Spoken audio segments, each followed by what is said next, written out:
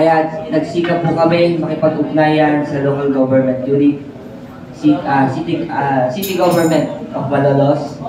Ganon din naman, nakipag-coordinate po kami sa provincial capital para hiramin ang public place kagaya po ng Bulacan Sports Complex at ang Malolos City Convention Center. So, batay po sa Batas Pambansa 880, ay sinunod natin yung ano yung mga proseso, ano yung mga dapat at hindi dapat gawin.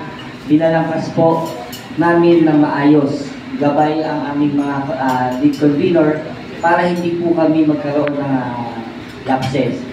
So sinubukan po namin na magpa-schedule. Una po kami nagpa-schedule sa sports complex. Kala namin okay na. Pero nung naipensil na po, ilang araw lang binawi na ulit. Ganon din naman yung nangyari sa Malolos City. Mas marami pong beses kami nagpabalik-balik kasi set up, ibibigay sa amin yung schedule, bukas, iba na naman. Hanggang sa magkaroon ng mga konflict, umabot po kami ng April, wala pa rin na ibibigay na malinaw na schedule. So muli po binalikan namin yung Batas Pambansa 880 kung saan ang pagbibigay ng permit at hindi pagbibigay ng permit ay naging malinaw. Nakalagay po sa Section 4, kapag private property, hindi na po kailangan kumuha ng permit. Yun po yung malinaw sa Batas Pambansa 880. Kaya naman, una po kami nag-attempt ulit na manghiram ng isang industrial park, isang venue na private. Muli po ay nakipag-coordinate kami sa local government dahil ang nakalagay po doon, wala mong permit pero kailangan i-coordinate, ipaalam sa local government unit para ang seguridad at ang kaayusan ay masigurado po natin. So nangyari, okay, nakipag-coordinate po ulit kami sa even sa Provincial Police Office ng Bulacan dahil nga po dumadaan tayo sa tamang proseso. But it so happened, after 4 days, binawi yung approval ng unang industrial park na hiniram namin dahil ang nagpasya daw po ay board. So, hinayaan na lang po namin. Afterwards, nakakita po kami ng bagong venue, isang maluwang na open field na again, private. At ito nga po yung Bustos Bulacan. Doon po sa Bustos Bulacan, direkta po namin nakausap yung relative or yung authorized representative ng may-ari. Kasi yung may-ari po dito. So yung pong kausap namin ay siya mismo yung aming hinilingan sa pamamagitan po ng isang kasulatan na tinatawag namin authority to use the property.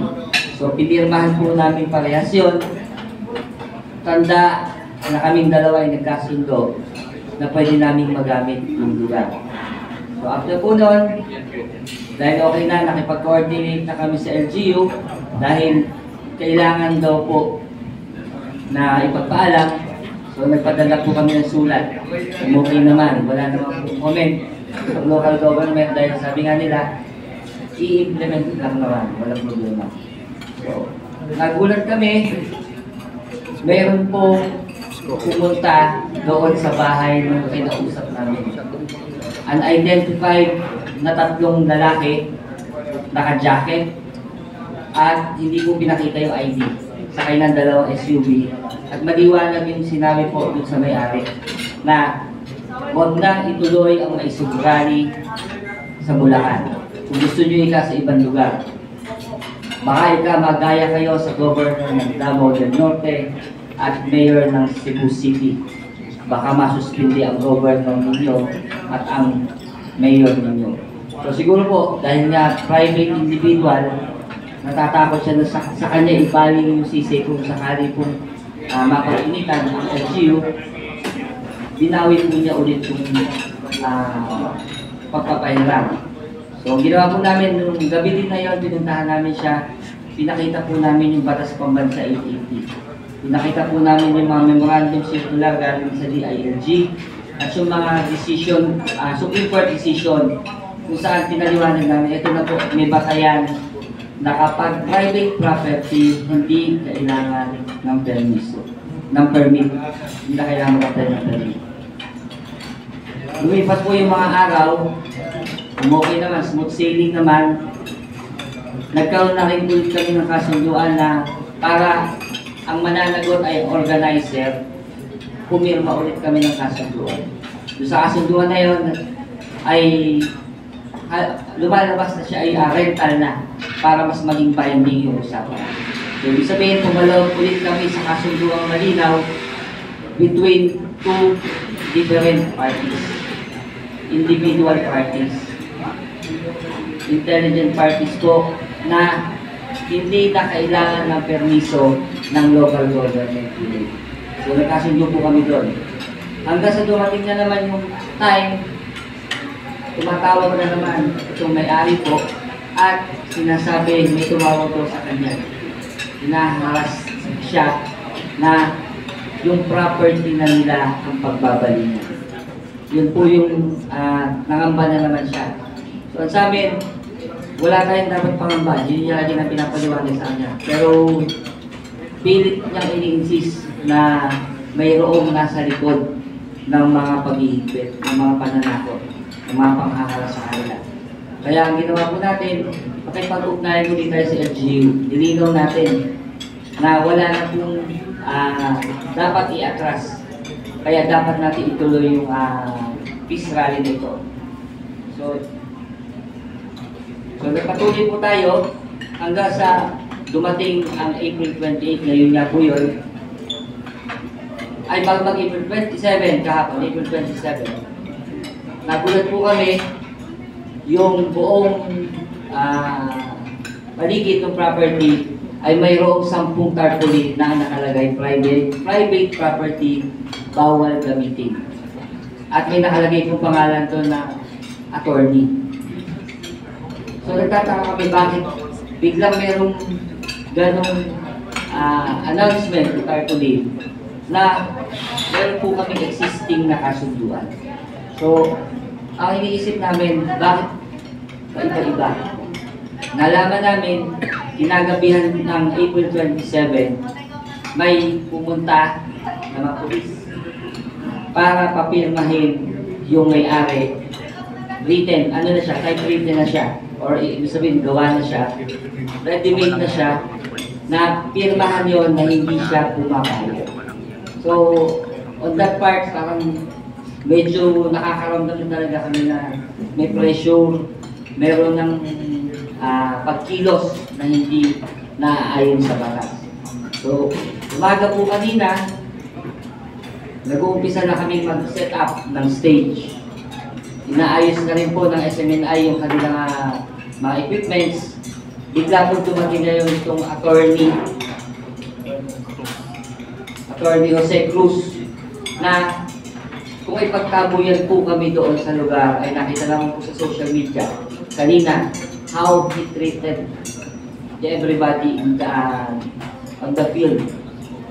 Na in-expect namin as a lawyer ay magkakaroon ng maayos na pakikipag-usap. Sinabi namin, hintayin lang po yung lawyer na kasama natin, pero hindi na po naintay at gusto po paalisin agad kami doon sa property. So sinunod naman po natin dahil ayaw nga natin ng gulo. Ayaw natin na sa atin magsimula yung mag-trigger yung commotion. Kaya sinunod po natin, nandun po si Bishop kanina, kami po. Hanggang sa inintay po namin yung time na mapapayag. Pero up to the last minute, nagulat kami, mismo siya pa yung nagsabi, yung client niya, gusto nyo i-demanda nyo na ng breach of contract. So, meaning to say, siya mismo alam niya na yung client niya ay mayroon nilabag na kasunduan.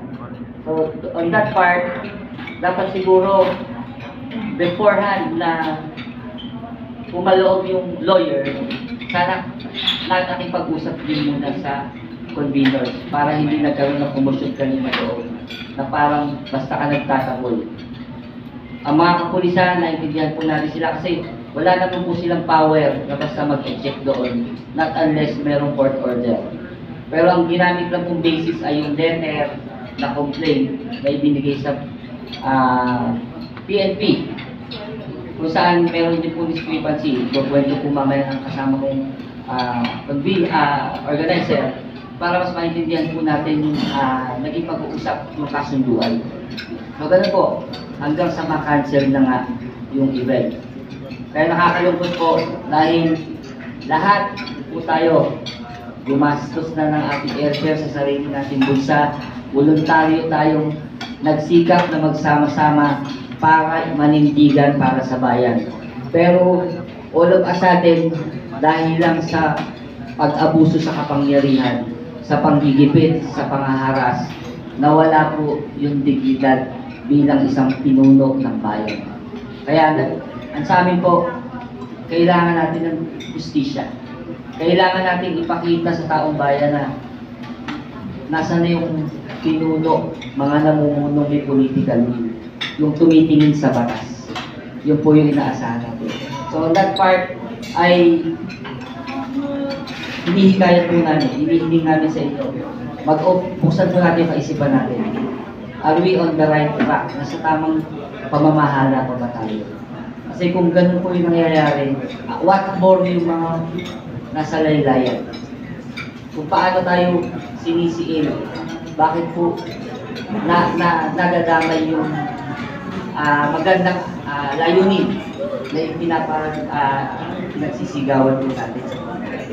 Kaya sana po sa lahat ng Pilipino, maging open-minded po. Buksan na natin yung kaisipan natin. Masyado nang iba yung sistema, yung dami ng sistema na nakikita po natin. Yun na po.